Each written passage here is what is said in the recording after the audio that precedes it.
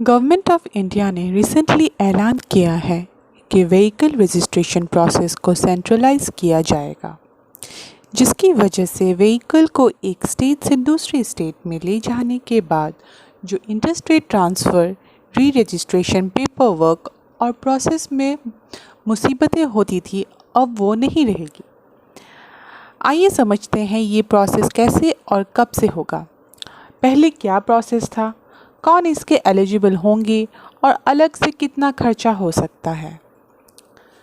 हमारे देश में जो पब्लिक और प्राइवेट सेक्टर के एम्प्लॉय हैं और जिनके जॉब ट्रांसफरेबल है, उन लोगों को मेनली बहुत परेशानी होती थी, क्योंकि उनको अपने व्हीकल को दूसरे स्टेट में ले जाने के लिए एनओसी की ज़रूरत होती थी। बिना रजिस्ट्रेशन ट्रांसफ़र किए दूसरे स्टेट में सिर्फ 12 महीने तक ही अलाउड था और ये प्रोसेस भी काफ़ी कॉम्प्लिकेटेड फील होता था। उस कॉम्प्लिकेशन को देखते हुए ट्रांसपोर्ट मिनिस्ट्री ने हाल ही में एक नया प्रोसेस शुरू किया, जिसके तहत personal vehicle registration process centralised होगा, जो BH सीरीज़ यानी भारत सीरीज़ में रजिस्टर्ड होगा। BH सीरीज़ में जो भी व्हीकल रजिस्टर्ड होगा, उसको इंटरस्टेट ट्रांसफ़र के बाद री रजिस्ट्रेशन करवाने की ज़रूरत नहीं पड़ेगी। इसको और डिटेल में समझने के लिए चलिए देखते हैं कि अभी का इंटरस्टेट ट्रांसफ़र का लॉ क्या है। करेंटली एक स्टेट में दूसरे स्टेट के रजिस्टर्ड व्हीकल को सिर्फ 12 महीने तक रख सकते हैं। 12 महीने के अंदर ही ओनर को अपने व्हीकल को री रजिस्टर करना पड़ता है। री रजिस्ट्रेशन के लिए ओनर को होम स्टेट यानी जिस स्टेट में व्हीकल रजिस्टर्ड है वहाँ से नो ऑब्जेक्शन सर्टिफिकेट यानी एनओसी को निकालना पड़ता है और उसके बाद ही दूसरे स्टेट में री रजिस्ट्रेशन के लिए अप्लाई कर सकते हैं। री रजिस्ट्रेशन से पहले रोड टैक्स भी प्रो राटा बेसिस में पे करना होता है। बेसिकली रोड टैक्स 15 साल के लिए पे किया जाता है। सो ओनर को न्यू स्टेट में रोड टैक्स भी भरना पड़ता है और पहले के स्टेट से जो ऑलरेडी पेड अमाउंट है उसको क्लेम करना होता है। सो ये पूरा प्रोसेस में टाइम लगता था और हम में से बहुत ही लोगों को पूरा प्रोसेस मालूम भी नहीं होता था और डेफिनेटली आरटीओ जाने में और पूरा डॉक्यूमेंटेशन कंप्लीट करने के लिए टाइम निकालने का भी प्रॉब्लम होता है सबको। इसीलिए इस न्यू प्रोसेस को ऑनलाइन किया गया है और इस पूरे प्रोसेस को बहुत ही सिंप्लीफाइड किया गया है। आगे देखते हैं। BH सीरीज़ रजिस्ट्रेशन का फॉर्मेट होगा कुछ इस तरह से।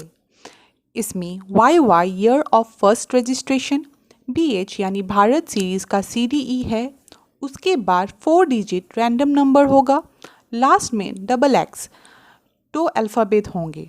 BH सीरीज़ रजिस्टर्ड व्हीकल के रोड टैक्स इलेक्ट्रॉनिकली जनरेट होगा, यानी कोई भी ऑफिस में भागा दौड़ी करने की ज़रूरत नहीं पड़ेगी। BH सीरीज़ का रजिस्ट्रेशन भी एक ऑनलाइन पोर्टल थ्रू जनरेट होगी।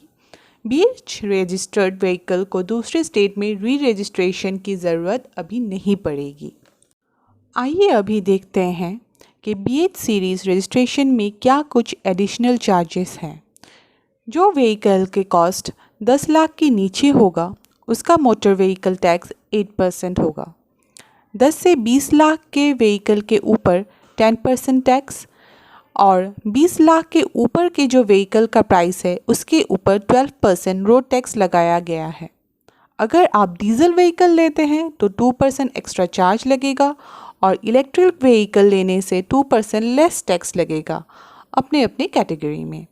ये टैक्स 2 इयर्स और नहीं तो मल्टीपल ऑफ 2 इयर्स में दिया जा सकता है। अहम सवाल, क्या सभी लोग BH सीरीज़ रजिस्ट्रेशन के लिए अप्लाई कर सकते हैं? जानते हैं।